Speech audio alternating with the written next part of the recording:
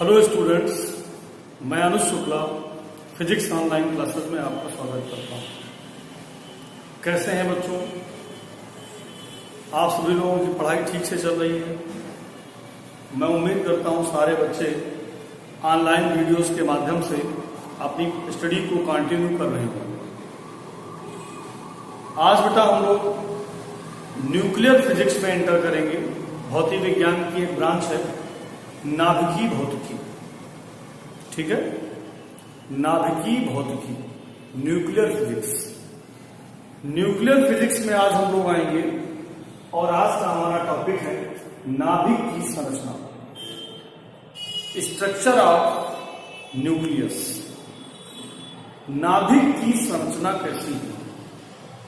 Okay, इसमें हम सब लोग पहले आज जानेंगे नाभिक का आकार।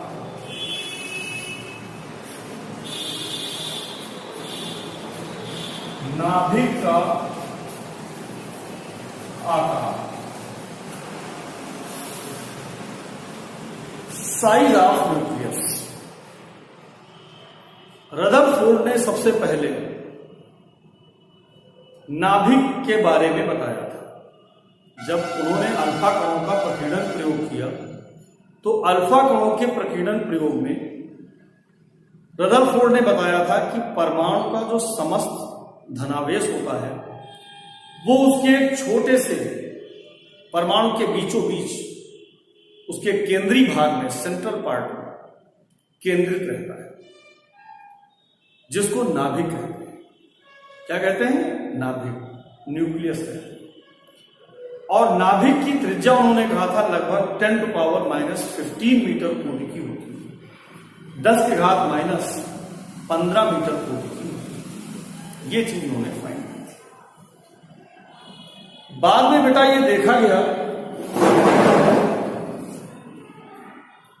जब अल्फा कणों के प्रकीर्णन प्रयोग के बाद तमाम अन्य एक्सपेरिमेंट किए गए और कई प्रयोग किए गए, तो ये देखा गया कि किसी भी नाभिक की जो त्रिज्या होती है, दैट इज कैपिटल आर, वो उस नाभिक के में उपस्थित न्यूक्लियनों की संख्या के अनुक्रमानुपाती होती है।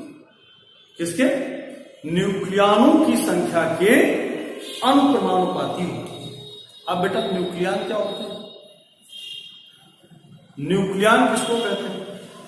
न्यूक्लियन का मतलब होता है उस परमाणु के नाभिक में उपस्थित का, दैट इज प्रोटॉन और न्यूट्रॉन। प्रोटॉन और न्यूट्रॉन का जो योग होता है उसी को हम लोग कहते हैं परमाणु क्रमांक या परमाणु संख्या। ठीक है, क्लियर है भाई? तो उसी को हम लोग कहते हैं न्यूक्लियनों की संख्या। न्यूक्लियनों की संख्या का मतलब है प्रोटॉन और न्यूट्रॉन। प्रोटॉन और न्यूट्रॉन दोनों को मिला दीजिए तो ये कहलाते हैं न्यूक्लियन। तो किसी भी नाभिक का जो आयतन होता है, वैल्यू, वो उसके न्यूक्लियनों की संख्या के अनुक्रमानुपाती होता है। तो अगर बेटा कोई न्यूक्लियस है जिसकी त्रिज्या कैपिटल आर है, सामान्य तौर पर हम न्यूक्लियस के आकार को गोलाकार मानते हैं, स्फेरिकल मानते हैं। इसलिए इसका जो आयतन होगा वो 4/3 पाई आर क्यूब होगा। कितना होगा? 4/3 पाई आर क्यूब। ये इसमें उपस्थित न्यूक्लियनों की संख्या के अनुक्रमानुपाती होता है। चलिए, अब अगर इसमें आप देखिए 4/3 पाई कांस्टेंट है, अगर इसको हम हटा दें तो आर क्यूब प्रोपोर्शनल किसके हो जाएगा? 1, या आर प्रोपोर्शनल किसके हो जाएगा? a⁻⁻1/3 के। दोनों पक्षों में घनमूल ले लेंगे, प्रोपोर्शन हटाएंगे तो एक कांस्टेंट लगाएंगे r0 a⁻1/3। तो ये हो गया r = r0 a⁻1/3, जहां r0 एक नियतांक है, एक कांस्टेंट है जिसका मान जहां R0 एक नियतांक है जिसका मान 1.2 into 10 to power minus 15 metre, 1.2 into 10 to power minus 15 metre होता है। तो इस फार्मूले की हेल्प से हम इस न्यूक्लियस की रेडियस फाइंड कर सकते हैं, त्रिज्या निकाल सकते हैं, और त्रिज्या अगर बेटा इसकी निकल आएगी तो इसका आकार भी निकल आएगा, दैट इज इसका आयतन भी फाइंड हो जाएगा। क्लियर? तो फाइनल निष्कर्ष हमारा निकला, रदरफोर्ड ने कहा कि किसी भी नाभिक का जो आयतन होता है वो उसमें उपस्थित न्यूक्लियनों की संख्या के अनुक्रमानुपाती होता है, that is directly proportional. Confirm है? तो सारे बच्चों को ये फार्मूला समझ में आ गया होगा। This very most important formula, note करो बेटा इसको।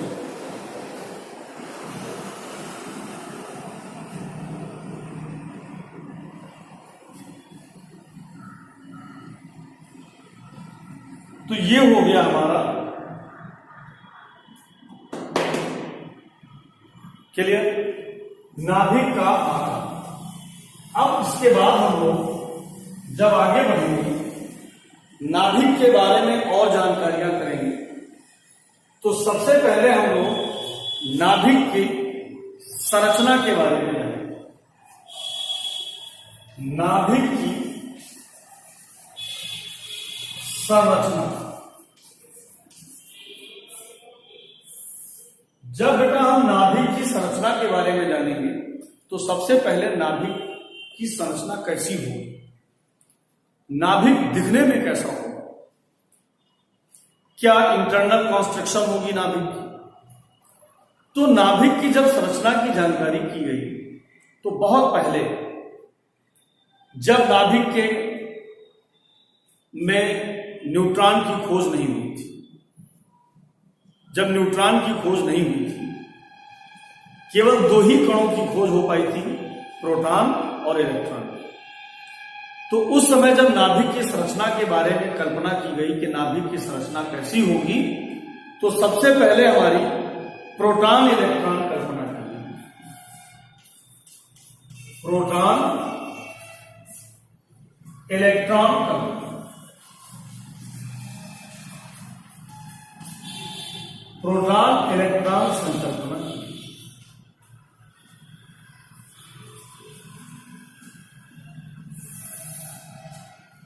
प्रोटॉन इलेक्ट्रॉन संकल्पना में यह माना गया कि किसी भी परमाणु के नाभिक में दो प्रकार के कण होते हैं, एक इलेक्ट्रॉन होता है और एक प्रोटॉन होता है। आपको बड़ा अजीब सा लग रहा होगा कि नाभिक में सर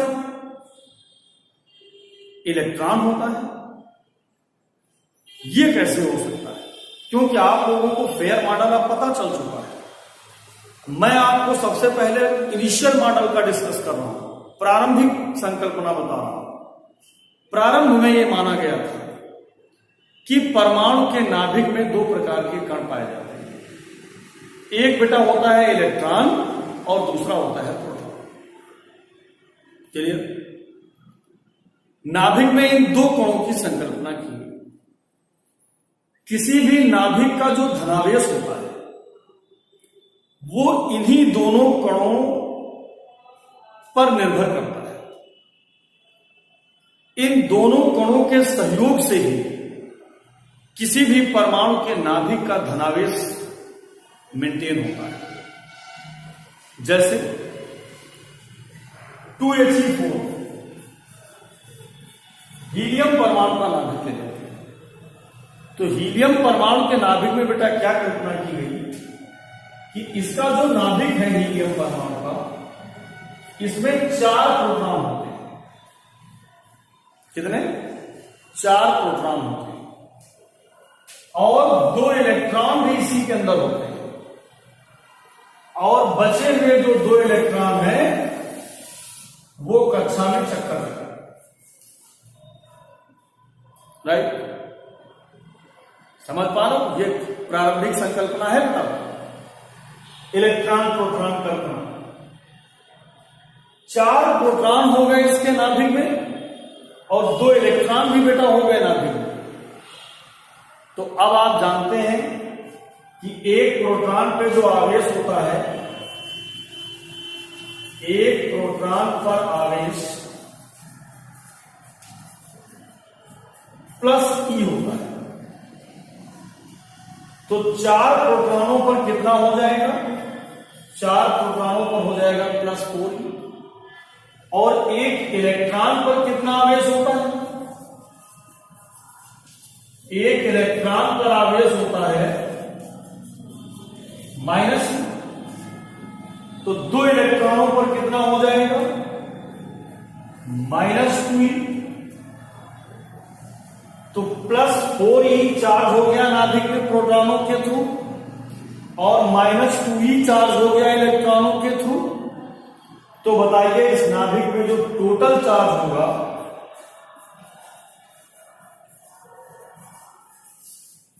वो हो जाएगा plus 4e -2e that is plus 4। इसलिए हीलियम के परमाणु के नाभिक में प्लस 2e धनावेश होता है। ये प्रारंभिक संकल्पना थी प्रोटॉन और इलेक्ट्रॉन। लेकिन 1932 में न्यूट्रॉन की खोज हो जाने के बाद यह संकल्पना बेकार हुई। इस संकल्पना में कई सारी त्रुटियां खोजी गई। ठीक है, जैसे इस संकल्पना की त्रुटियां क्या हैं? इस संकल्पना में क्या एरर्स पाई है? इस संकल्पना में क्या त्रुटियां हैं? पहली त्रुटि बेटा यह कहा गया कि नाभिक का जो आकार है, जो साइज है, वो 10⁻⁻15 मीटर त्रिज्या की कोटि का होता है। नाभिक की त्रिज्या की कोटि 10⁻⁻15 मीटर होती है। बहुत सूक्ष्म, बहुत छोटा आकार होता है। इतने छोटे से आकार में अगर प्रोटॉन और न्यूट्रॉन रहेंगे या न्यूक्लियॉन रहेंगे तो उनको रहने के लिए लगभग 100 MeV ऊर्जा की आवश्यकता होती है। नाभिक के भीतर न्यूक्लियनों को बनाए रखने के लिए, न्यूक्लियनों को मेंटेन रखने के लिए लगभग 100 MeV एनर्जी की रिक्वायरमेंट होती है। जबकि जब प्रयोगों द्वारा यह ज्ञात किया गया तो यह पता चला कि नाभिक के न्यूक्लियनों को परस्पर बनाए रखने के लिए केवल 2 से 3 MeV ऊर्जा की रिक्वायरमेंट। कितनी? 2 से 3 MeV ऊर्जा की आवश्यकता होती है। बात समझ में? तो यहां से हमें यह पता चला कि जब किसी रेडियो एक्टिव पदार्थ के परमाणु से बीटा कणों का उत्सर्जन होता है, इमिशन होता है, तो इसमें केवल 2 से 3 MeV एनर्जी की रिक्वायरमेंट, उत्सर्जन होता है। इसका मतलब 100 MeV का उत्सर्जन नहीं होता है। तो पहली एरर क्या है बेटा, सबको समझ गए? अगर नाभिक में दूसरी एरर, ये पहली हो गई, अब दूसरी। यदि नाभिक में इलेक्ट्रॉन पाए जाते तो नाभिक का कोणीय संवेग प्रयोगों द्वारा प्राप्त कोणीय संवेग से भिन्न, डिफरेंट आता। लेकिन ऐसा नहीं हुआ, ऐसा नहीं हुआ। तो दूसरी एरर यह मिल गई कि अगर इलेक्ट्रॉन नाभिक में पाए जाते तो इनका जो कोणीय संवेग था, एंगुलर मोमेंटम था, वो प्रयोगों द्वारा ज्ञात कोणीय संवेग से कुछ भिन्न आता, डिफरेंट आता, लेकिन ऐसा नहीं। इससे यह पता चला कि नाभिक में इलेक्ट्रॉन नहीं पाए जाते। नाभिक में इलेक्ट्रॉन नहीं पाए जाते। बात समझ में? तो इस प्रकार से जो नाभिक में प्रोटॉन के अलावा इलेक्ट्रॉन के पाए जाने की संकल्पना हुई, ये संकल्पना बिल्कुल गलत थी, ये अवधारणा बिल्कुल गलत थी। लेकिन इसका मतलब ये नहीं कि आपका एग्जामिनेशन में नहीं आता है। आपके यहां आता है नाभिक की संरचना से संबंधित प्रोटॉन और इलेक्ट्रॉन संकल्पना क्या थी। तो प्रोटॉन और इलेक्ट्रॉन संकल्पना में इतनी सारी बातें आपको बताई। कंफर्म समझ में आया बेटा सबको? नोट कर लीजिए।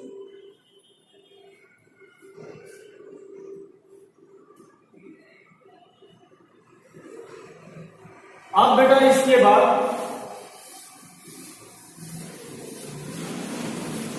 नाभिक की संरचना के बारे में जो हमारी दूसरी संकल्पना है वो प्रोटॉन न्यूट्रॉन संकल्पना।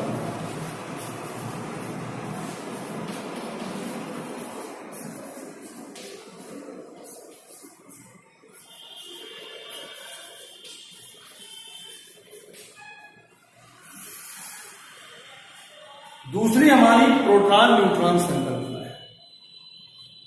1932 में जब न्यूट्रॉन की खोज हो गई तो सारी चीजें आईने के तरीके से स्पष्ट हो गई, सामने आ गई, और ये बताया गया कि नाभिक में प्रोटॉन तो पाया ही जाता है, प्रोटॉन के अतिरिक्त भी नाभिक में एक कण पाया जाता है, न्यूट्रॉन। राइट?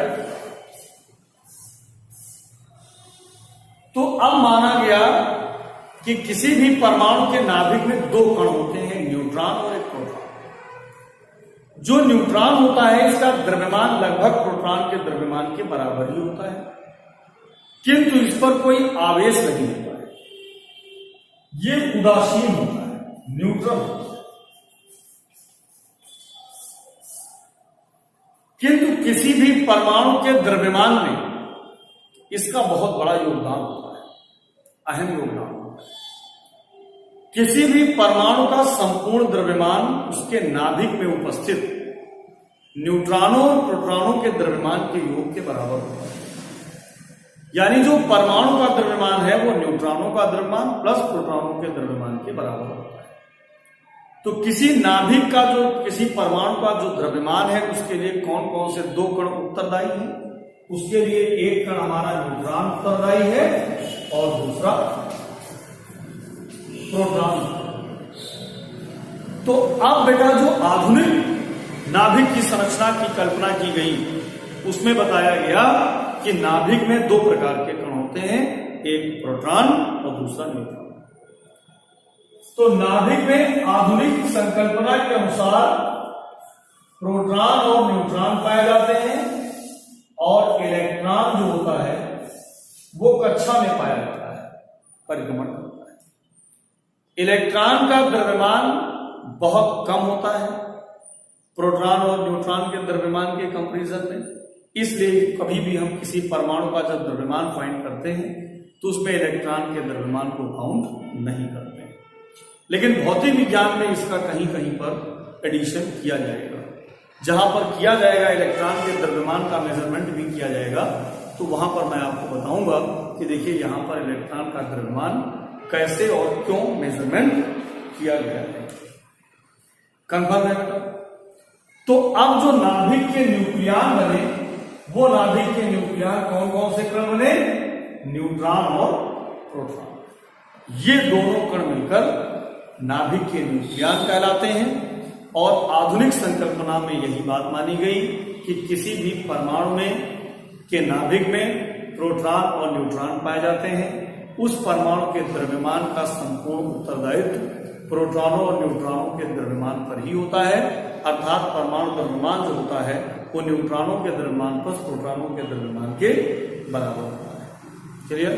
तो ये बेटा हमारी कहलाई नाभिक की संरचना से संबंधित प्रोटॉन न्यूट्रॉन संकल्पना। क्लियर? तो आज के वीडियो में मैंने आपको बताया कि नाभिक का आकार कैसे फाइंड किया जाएगा, दैट इज नाभिक का वॉल्यूम कैसे निकाला जाएगा और नाभिक का वॉल्यूम किस भौतिक राशि पर डिपेंड करता है। किस पर निर्भर करता है। साथ में मैंने आपको नाभिक के संरचना के संदर्भ में दो संकल्पनाएं हुई, एक प्राचीन यानी पूर्व संकल्पना हुई जिसको हम प्रोटॉन इलेक्ट्रॉन संकल्पना कहते हैं, क्लियर, जो बाद में विफल हुई, किन कारणों से विफल हुई मैंने आपको बताया। और इसके बाद जो दूसरी और आधुनिक संकल्पना हुई उसमें यह माना गया कि किसी भी परमाणु के नाभिक में इलेक्ट्रॉन नहीं बल्कि प्रोटॉन और न्यूट्रॉन पाए जाते हैं। प्रोटॉनों और न्यूट्रॉनों को ही संयुक्त रूप से उस परमाणु का क्या कहते हैं, द्रव्यमान, और इन्हीं को हम लोग न्यूक्लियन भी कहते हैं। क्लियर। तो उम्मीद है बेटा आज का ये वीडियो नाभिक के संरचना के संदर्भ में जो मैंने आपको बताया सबको समझ में आया होगा, अच्छा लगा होगा। सारे बच्चे इसी प्रकार से हमारे ऑनलाइन वीडियोस पढ़ते रहिए और आगे बढ़ते रहिए। बहुत बहुत धन्यवाद। That's all.